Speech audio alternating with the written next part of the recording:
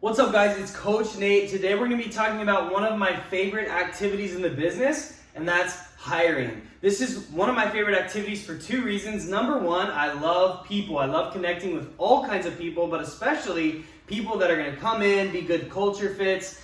I like them. I just like people. The second thing is I told my operations manager, Lauren, this morning. There's not much in business that's more satisfying than hiring somebody, putting them in the right role so they can flourish with their unique gifts and talents, and then they're taking over that piece of the business and they're handling it better than you could do yourself. I love to see it. It's awesome. Their life is better for it. The client's life is better for it. My life is better for it. And that's why, ladies and gentlemen, I love hiring. So we're doing a lot of hiring. Right now, we're getting ready to open up locations 3 and 4. So stay tuned, buckle up. The next couple months should be pretty exciting. But here's my hiring process that I use for hiring trainers, and I just wanted to share it with you. So there's 7 parts to this. There's the job listing, texting to schedule a call, the first call, the second call, the in-person interview, the in-person hangouts, and then offering them the job. We'll break down each of these briefly. The first is the job listing. The first thing you got to do is let the world know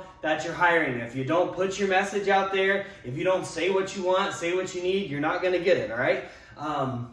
You don't get the things that you want, you get the things that you ask for. So you have to say, hey, job listing. Some common places that I post are Indeed, Facebook, email, but anywhere you got an audience, let them know, okay?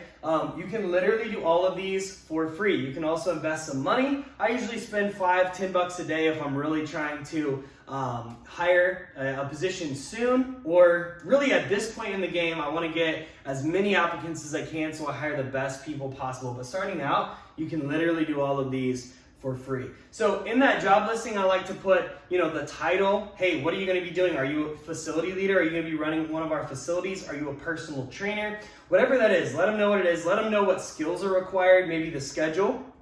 I love to include some of our story, our background, who we are, our core values, our vision, mission, our why, things like that. So people are either, drawn to or repelled from who we are, okay? Like your culture, your identity should be like a magnet. It should, you should repel those who don't need to be on your team, and it should attract those who do, all right? If it doesn't do that, otherwise it's just kind of blah. It's just kind of blah. Anyway, we can talk more about that later, but you want to let them know. Title, maybe compensation. Let them know what they need to know if they want to work with you, okay? Next, when they apply, I'm going to text them to schedule a call. Hey, it's Nate with Steel Strength Training. Saw you applied for X position. Do you have time for a quick 15-minute phone call tomorrow or whatever? Okay. Get those calls scheduled. You can also do these in person if you want. But on the first call, I really like to identify 2 things. I want to identify, are they a culture fit? And number 2, is it a good practical fit? Like, if I can't pay them what they want to make, if they don't have the, maybe they can't work the schedule, maybe or they're just like not a good culture fit, they don't like who we are, they don't like what we do, they don't really mesh with us, then that would let me know we don't need to move them to the next step. And let me just say this might sound harsh, but it's helped me a lot. As a coach, I believe it's my job. I think this is also just ingrained in me. It's who I am as a person.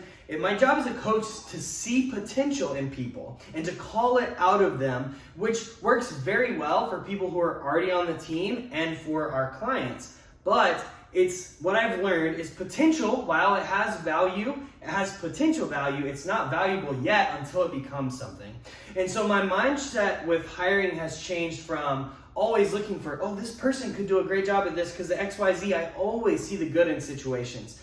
And so I brought people on that maybe I shouldn't have hired because they had potential, but maybe there were other areas where they weren't as good of a fit, but I overlooked that because I saw the potential.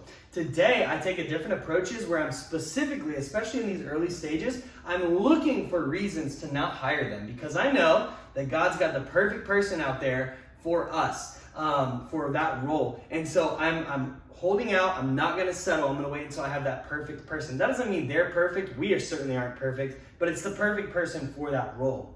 So I'm looking for reasons to not hire them. So if there's anything that's not a good practical fit, I'll tell them we're not going to move forward. And if they don't they can't even just be okay with the culture. They have to get excited about our mission, our vision, our core values. It has to stir up something in them or I'm not going to move forward with it.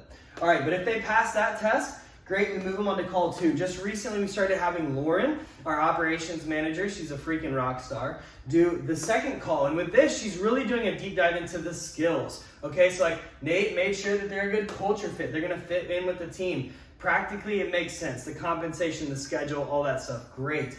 Now Lauren wants to know, are you good enough or more than good enough to do the job that we're hiring you for? It's awesome if you're a good culture fit, you like us, you can work the schedule. But if you're not good enough to do the work, it's not gonna last long, so we wanna go ahead and find that out here. But if at that point, if they move forward, we're gonna have them come in for an in-person interview. This is what we do with our trainers. We have them observe a session or two, and then they'll train a session or two. They don't have to be perfect. We don't expect them to be as good as, our staff that's been with us for years, training clients in our system and our culture, but we do wanna see how knowledgeable are you, how skilled are you, and how do you interact with our clients? Again, are you a good culture fit? Is this a good practical fit? Do you have the skills? This is really an opportunity, that in-person interview, for us to see that firsthand. After that, we'll move them to an in-person hangout, maybe have them for dinner, have them come to a team meeting, have them, come get coffee with some of the team members. We just want to see you got the skills, you're a good practical fit. It seems like you're a good culture fit, but do we like you? Do we want you as part of the team? We don't have to be best friends to be on the team, but we got to work well together. We're on mission together. And so we want to know, do we like you? That's why we do that in-person hangout. And then if you make it through all of this, then we're going to offer them the job. We're going to offer them the job, tell them what their title is, tell them what, their tasks, their roles, their responsibilities, the results that are going to happen when they do their tasks well. You're going to tell them their schedule, their compensation, org chart. Who are they communicating with? Who are they doing one-on-ones with? Who's the manager? Who's the boss? Are they over anybody? Letting them know all of that. In future videos, I can break all of these down, but again, I just wanted to share this is the exact hiring process that we are going through right now as we are looking for facility leaders and trainers for our new and upcoming locations.